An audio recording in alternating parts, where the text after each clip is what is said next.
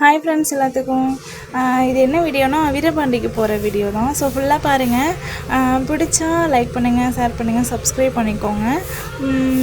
என்னென்னா ஒரு 2 மணி 3 மணிக்கெல்லாம் கிளம்பிட்டோம் வீட்டிலேருந்து. நாங்கள் லேட்டாக தான் போகலான் இருந்தோம்.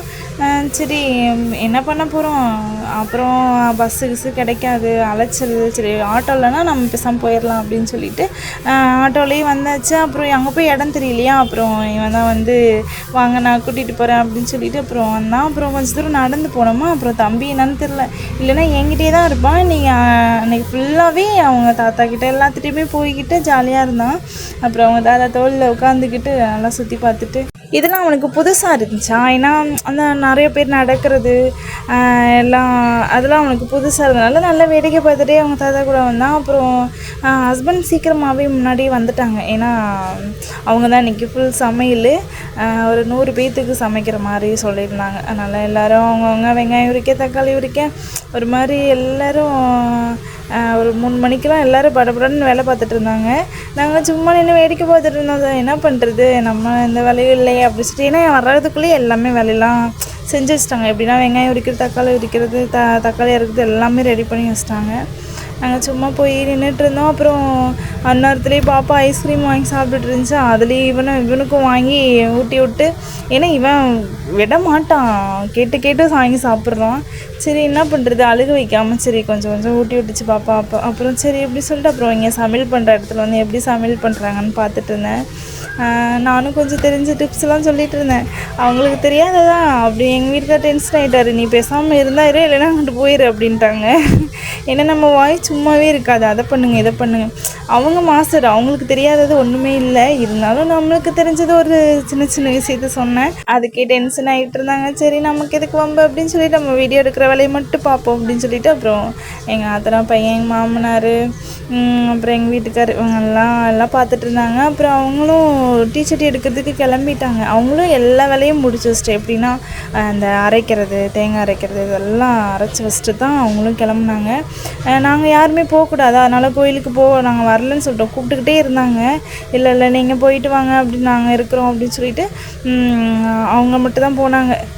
கிளம்பிட்டு கூப்பிட்டுட்டே இருந்தாங்க. தம்பியும் கூப்பிட்டாங்க, யார்கிட்டையுமே போக மாட்டேன்ட்டானா, தம்பியை மட்டும் கூட தூக்கிட்டு போகிறோம் அப்படின்னாங்க. இல்லை நீங்கள் போயிட்டு வாங்க, நாங்கள் அங்கே வந்துமே சாமியும் கும்பிட மாட்டோம், அது எதுக்கு அப்படின்னு சொல்லிட்டு நாங்கள் அது சாமி இங்கேயே இருந்துட்டோம். எங்கள் ஃபேமிலி மட்டும் தான் இங்கே இருந்துச்சு. எல்லாருமே கோயிலுக்கு போயிட்டாங்க. இந்த சைடுக்கு அப்புறம் ஒரு 4 மணிக்கு ஐஸ் வாங்கி சாப்பிட்டான். அங்கிட்டு ஒரு 5 மணி 5:30 இருக்கும். ஜூஸ் அந்த பக்கத்தில் அந்த ஃப்ரிட்ஜு வச்சுருக்காங்க. அது வந்து என்ன பண்ணிட்டான், அந்த ஃப்ரிட்ஜை பார்த்து ஜூஸ் வெளியில் தெரிஞ்சா அந்த ஜூஸே தான் வேணும் அப்படின்னு சொல்லி கேட்டுகிட்டே இருந்தான். சரி என்ன பண்ணுறது அப்படின்னு சொல்லிட்டு அப்புறம் எங்கள் மாமா வாங்கி கொடுத்துருப்பாரு போல். வாங்கி இவனுக்கு கொடுக்கல, மற்ற எல்லாருமே குடித்தாங்க. இவனுக்கும் கொஞ்சம் கொஞ்சம் ஊற்றி விட்டாங்க. சரி என்ன அவனும் அழுதுகிட்டே இருக்கானா, அதனால் அப்புறம் எங்கள் அத்தையும் என் பையனும் கொஞ்சம் நேரம் சண்டை போட்டுட்டு இருந்தாங்க. எப்படின்னா எங்கள் அத்தை ஏதாவது சொல்ல அவன் ஏதாவது அதட்டிகிட்டே இருந்தான். செம்ம ஃபன்னாக போச்சு. அப்புறம் எங்கிட்ட சமையல் பண்ணிகிட்டு இருந்தாங்க. சாப்பாடெலாம் ஃபஸ்ட்டே வச்சுட்டாங்க. ஏன்னா சாப்பாடு தான் ஃபஸ்ட்டு வைப்பாங்க. அதுக்கப்புறம் மட்டன் குழம்பு. இன்றைக்கி என்ன ஸ்பெஷல்னால் மட்டன் குழம்பு, சிக்கன் கிரேவி, அப்புறம் வெங்காய பச்சடி, ரசம், அவ்வளோதான். அப்புறம் நாட்டுக்கோழி குழம்பு எப்படின்னா பொங்கல் வச்சு சேவல் இருப்பாங்கள்ல, அதை சும்மா கொஞ்சமாக வச்சுக்கலாம் அப்படின்னு சொல்லிட்டு அந்த மாதிரி பண்ணிகிட்டு இருந்தாங்க. அப்புறம் எங்கள் நாத்தனா தான் அப்புறம் குழம்பு, அதாவது நாட்டுக்கோழி குழம்பு, அப்புறம் இந்த அரைக்கிறது இதெல்லாம் ரெடி பண்ணியிருந்தாங்க. அப்புறம் சிக்கன் குழம்புக்கு தக்காளி பத்தாதா, அப்புறம் அதெல்லாம் அரிஞ்சு கொடுத்துட்ருந்தாங்க. அப்புறம் நாங்களாம் வேலையெல்லாம் முடித்து சிக்கன் கிரேவிக்கெலாம் ரெடி பண்ணி கொடுத்துட்டு சிக்கன்லாம் கழுவி போட்டுட்டு தான் அதுக்கப்புறம் நாங்கள் மட்டன் குழம்புலாம் சீக்கிரமாகவே வச்சாச்சு. மட்டன் குழம்பு, ரசம், நாட்டுக்கோழி குழம்புலாம் இறக்கி வச்சிட்டோம். அப்புறம் சிக்கன் வர்றதுக்கு ஒரு 6:30 மணி ஆகிடுச்சு. ஸோ அதனால் சிக்கனுக்கு மட்டும்தான் லேட்டு. அப்புறம் சிக்கன்லாம் கழுவி கொடுத்துட்டு, ஏன்னா என் ஹஸ்பண்ட் அங்கிட்டு போயிட்டு வந்துட்டுருக்க முடியாதா, ஸோ அதனால் அதை மட்டும் கழுவி கொடுத்துட்டு அப்புறம் நாங்களும் கிளம்பிட்டோம். சரி நாமளும் போய் சுற்றி பார்த்துட்டு, ஏன்னா சுற்றி பார்க்குறத விட இன்னொரு கெடா வெட்டு எப்படின்னா எங்கள் நாத்தனாரோட மச்சான் அவங்களும் டீச்சர்ட்டி எடுத்து கெடா வெட்டுறாங்க. சரி அதுக்கும் போகாமல் இருந்தால் எப்படி, ஸோ அதனால் இவங்களும் டீச்சர்ட்டி எடுத்துகிட்டு வர்றதுக்கு லேட் ஆகிடுச்சா. சரி இவங்க வர்றதுக்கு லேட் ஆகும், 7 மணி தானே ஆகுது, நம்ம அதுக்குள்ளேயும் அங்கே போயிட்டு வந்துட்டோன்னா அப்புறம் இங்கே கொஞ்சம் நேரம் இருந்துட்டு அப்புறம் நம்ம வீட்டுக்கு கிளம்பிக்கலாம் அப்படின்னு சொல்லிட்டு கிளம்பிட்டோம். இதில் இவங்க தொலைஞ்சு போயிடுவாங்கன்னு எங்கள் அண்ணன் வேஸ்ட்ரியே பிடிச்சிட்டு போயிட்டு இருந்தாங்க. சரி அப்படின்னு சொல்லிட்டு ஃபன்னாக ஏதோ பேசிகிட்டேவும் நடந்துட்டோம். ஏன்னா இப்போ நாங்கள் இங்கே வந்தது தூரத்துக்கே ஒரு 1.5 கிலோமீட்டர் பக்கம் நடந்திருப்போம். ஆனால் தெரியல, ஏன்னா கூட்டம் அங்கிட்டு வேடிக்கை பார்த்துட்டு வரனால தெரியல. இங்கெல்லாம் பார்த்தா சரியான கூட்டம். ஒரு 7 மணிக்குன்னா பயங்கர கூட்டமாக இருந்துச்சு. அப்புறம் இதுக்கு மேலேயே ரொம்ப கூட்டம் வரும். ஏன்னா ரெகுலராக அந்த 8 நாளும் சாட்டினதுக்கு முன்னாடியும் சாட்டினதுக்கப்புறம் கொஞ்சம் பேர்லாம் எடுத்துட்டாங்க. ஆனால் இப்போ எடுக்கிறது தான் ரொம்ப நல்லது. தீச்சட்டி பொறுத்தளவுக்கு இப்போ தான் எடுக்கணும். சாமி கொலுவில் இருக்கும்போது தான் எடுக்கணும்னு சொல்லுவாங்க. ஆனால் சில பேர் எடுத்துட்டாங்க, ஆனால் அப்படி எடுக்கக்கூடாது. ஸோ இந்த மாதிரி தான் எடுக்கணும். அப்புறம் சரி அப்படின்னு சொல்லிட்டு எல்லாம் வேடிக்கை பார்த்துட்டே மண்டபம் தெரியாமல் அங்கங்கே பேக் நின்றுட்டுருந்தோம். அப்புறம் ஃபோன் பண்ணி கேட்டாங்க, இல்லை நீங்கள் கோயிலவே சுற்றி வரணும். ஏன்னா நாங்கள் ஒரு டைம் அந்த மண்டபத்துக்கு போயிருக்கோம் கல்யாணத்துக்கு, நானும் எங்கள் நாத்தனாரும்.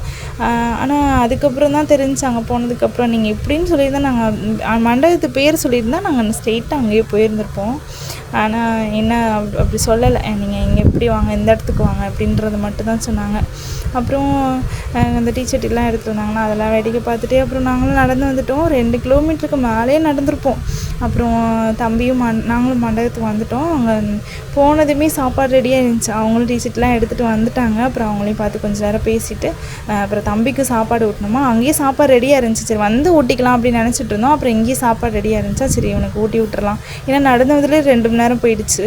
அதனால் 8:30 ஆயிடுச்சு. சரி அவனுக்கு சாப்பாடு ஊட்டிட்டு நாங்களும் சாப்பிட்டுட்டு பாப்பாவுக்கு காலேஜ் லேட் ஆகிடுச்சு. அதனால் கிளம்பிட்டோம் சீக்கிரமாகவே. அப்புறம் அவங்களும் ஃபோன் பண்ணிகிட்டே இருந்தாங்களா, இன்னும் காணோம் அப்படின்னு சொல்லிட்டு. அப்புறம் மலைப்பாறைலாம் செம்மையாக இருந்துச்சு. பயங்கர அவங்களுக்கு பார்க்க கம்மியாக தான் இருக்கும். ஆனால் நாங்கள் பார்த்தது பயங்கர லென்த்தாக ரொம்ப நிறையா பேர் எடுத்துருந்தாங்க. ஸோ சூப்பராக இருந்துச்சு. எல்லாம் வேடிக்கை பார்த்துட்டேவும் அப்புறம் இந்த சைடு நான் வரும்போது அந்த சைடு காமிச்சிருப்பேன். அங்கேயும் பயங்கர கூட்டம். இங்கேயும் பாருங்களேன், இது ஒரு 8 மணி 9 மணி அந்த டைமில் இருக்கும். இங்கேயுமே சரியான கூட்டம். அப்பா இப்படி நான் பார்த்துருக்கேன் இந்த அளவுக்கு. ஆனால் இந்த டைம் ரொம்ப கூட்டமாக இருக்குது. எந்தெந்த ஊரில் இருந்தோ வருவாங்கங்க. இந்த வீரபாண்டி கோவில் திருவிழானா போதும் எங்கெங்கேருந்தோ வருவாங்க. ஸோ அதே மாதிரி கடையும் நிறையா இருந்துச்சு. ஆனால் நாங்கள் தம்பிக்குமே எதுவுமே வாங்கலை. சரி வரும்போது வாங்கிக்கலாம், ஏன்னா காசே எதுவுமே எடுத்துடல, எல்லாமே பையில் இருந்துச்சு. சரி நம்ம வீட்டுக்கு போகும்போது வாங்கிக்கலாம், இப்போ போய் வாங்கி வச்சாலும் எங்கே வைக்கிறது, தொலைஞ்சு போயிடும், இது இருக்குது அப்படின்னு சொல்லிட்டு சும்மா வேடிக்கை மட்டும் பார்த்துட்டு தம்பியும் எல்லாத்துலேயுமே இன்றைக்கி எல்லாருமே யார்கிட்டையுமே அழுகலை. அவன் எல்லாத்துலேயும் நல்லா வேடிக்கை பார்த்துட்டே வந்துட்டு இருந்தான். அப்புறம் மண்டபத்துக்கு வரும்போது தான் என்கிட்ட வந்தான். சரி அப்படின்னு சொல்லிட்டு அப்புறம் நாங்களும் வேடிக்கை பார்த்துட்டே திருப்பி மண்டபத்துக்கு பக்கத்தில் வந்தாச்சு. ஏன்னா அவங்க ஃபோன் பண்ணிகிட்டே இருந்தாங்க. இல்லைன்னா கொஞ்சம் நேரம் அங்கிட்டு கடை எதுவும் பார்த்துட்டு வந்திருக்கலாம். அவங்க ஃபோன் பண்ணி சத்தம் போட்டாங்க, என்ன பண்ணுறீங்க இன்ன வரைக்கும் அப்படின்னு சொல்லிட்டு. சரி அப்படின்னு சொல்லிட்டு அதனால் இதுதான் மண்டபம். இது மண்டபம் இல்லை, காலி இடத்துல தகர ஷீட் போட்டு கொஞ்சம் எப்படின்னா ஒரு 10க்கு 10 ரூம் இருக்குல்ல, அந்த அளவுக்கு மட்டும் அந்த ரூம் அளவுக்கு தான் அந்த இடம்.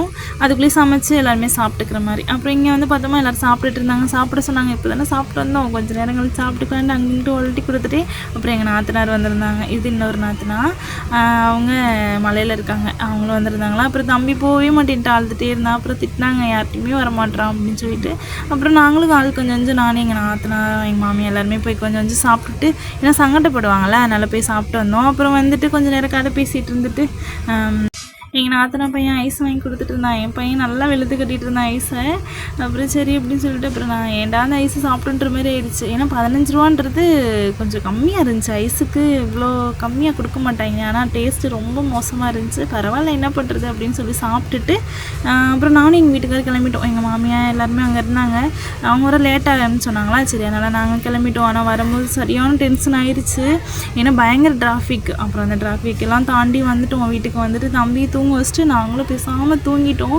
ஏன்னா பயங்கர டயர்டு. ஏன்னா 2 மணிக்கெலாம் எழுந்திரிச்சு போனோமா. என் வீட்டுக்காரெலாம் சுத்தமாக தூங்கவே இல்லை நைட்டு.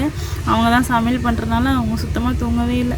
சரி அப்படின்னு சொல்லிவிட்டு அப்புறம் நாங்களும் கொஞ்சம் நேரம் தூங்கிட்டு அப்புறம் ஈவினிங் போல் தான் வந்தாங்க. ஓகே பாய் எல்லாத்துக்கும். இந்த வீடியோ எல்லாமே ஃபுல்லாக பாருங்கள், அப்போ தான் புரியும். ஓகே, நெக்ஸ்ட் வீடியோவில் பார்க்கலாம். பிடிச்சா சப்ஸ்கிரைப் பண்ணிக்கோங்க, லைக் பண்ணிக்கோங்க, பெல் ஐக்கானை கிளிக் பண்ணிக்கோங்க. அப்போ தான் நாங்கள் போகிற வீடியோஸ்லாம் வரும். டாட்டா பாய், நெக்ஸ்ட் வீடியோவில் பார்க்கலாம்.